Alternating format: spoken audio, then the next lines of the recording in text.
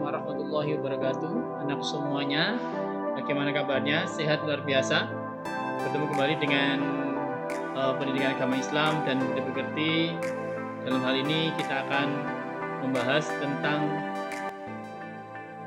bab 4, yaitu menghindari akhlak madmumah, yang mana terdiri dari perkelahian antar pelajar, mengkonsumsi minuman keras dan narkoba. Untuk itu mari kita semuanya awali semuanya dengan baca doa terlebih dahulu. Dengan baca basmalah. Bismillahirrahmanirrahim. Anakku semuanya yang berbahagia, materi ini terkait dengan perkelahian pelajar yang akan kita bahas pada pagi hari ini seputar tentang kondisi pelajar saat ini. Namun yang perlu kita ketahui bersama-sama, kondisi pelajar saat ini memang perlu memperhatikan di mana mereka terlibat dalam sebuah perkelahian yang mana beberapa faktor yang menimbulkan itu terjadi. Nah, sekarang kita kaji bersama-sama semuanya, apa itu perkelahian antar pelajar. Nah, ini yaitu suatu pertengkaran atau perkelahian yang biasanya dilakukan secara beramai-ramai di banyak orang, banyak anak, ya. Jadi kelompok sana, kelompok sini, yang mana mereka mempunyai misi untuk mempertahankan idealisme mereka. Ini yang mana dilakukan oleh pelajar satu kelompok ini, kemudian kelompok yang lainnya. Kemudian yang menjadi faktor timbulnya perkelahian antar pelajar di sini yang paling menonjol adalah faktor di mana dipelopori oleh faktor luar maupun faktor dalam. Nah, terkait dengan faktor luar ini dari sisi teman-temannya. Kemudian kalau faktor dalam atau faktor keluarga ini juga berpengaruh. Cenderung anak-anak yang melakukan tawuran itu karena biasanya dia kurang bisa menyampaikan aspirasinya dalam keluarga. Bahkan mereka pun jarang ditanya apa yang mereka lakukan dalam sebuah keluarga. Jadi misalkan nyampe rumah, orang tua tidak memperhatikan, tidak menanyakan bagaimana kondisi sekolahnya, sehingga dia bercerita dengan temannya, akhirnya ngobrol nyaman di luar, kemudian temannya diajak ngobrol tadi ada masalah, minta bantuan. Nah, ini terjadi. Faktor itu yang menjadi pemicu terjadinya perkelahian antar pelajar. Namun alhamdulillah untuk di Malang Raya yang sekarang kita rasakan minim adanya perkelahian antar pelajar. Mungkin di kota-kota besar yang lainnya masih ada.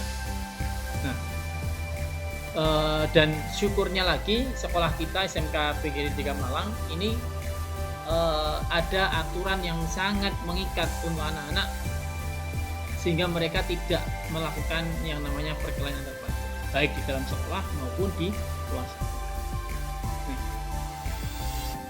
Terkait dengan larangan perkelahian atau berkelahi dan permusuhan, ini dijelaskan dalam surah Al-Ahzab yang mana berbunyi Bismillahirrahmanirrahim, walladzina yu'dzunal mu'minina wal mu'minati bighairi maktasabu faqad ihtamalu buhtanan wa isman mubina.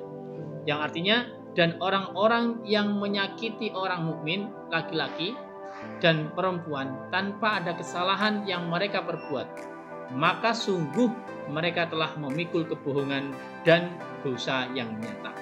Ini larangan terkait dengan perkelahian, menyakiti, saling menyakiti pun bisa. Makanya anak-anak semuanya sebisa mungkin kalian bisa menjaga emosi kalian, karena tersakiti yo gak penak, mau nyakiti yo gak penak, seperti itu.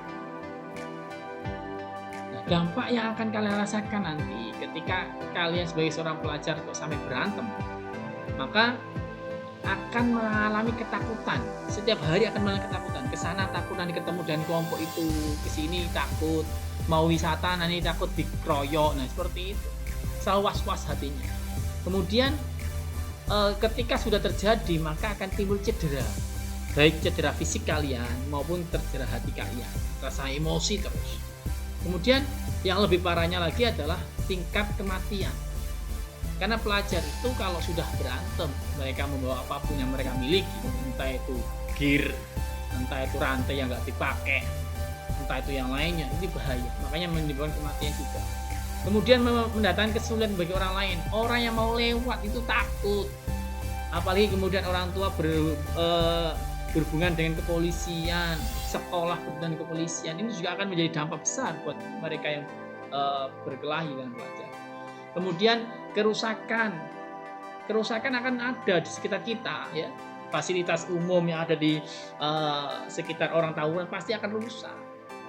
Kemudian proses belajar mengajar siswa terganggu karena harus didatangi oleh pihak berwajib, diwawancari semua siswa, akhirnya terganggu semua aktivitas pembelajaran.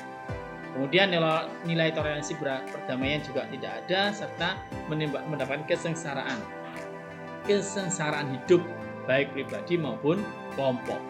Itu ya anak semuanya. Mari anak semuanya harus selalu berusaha untuk baik.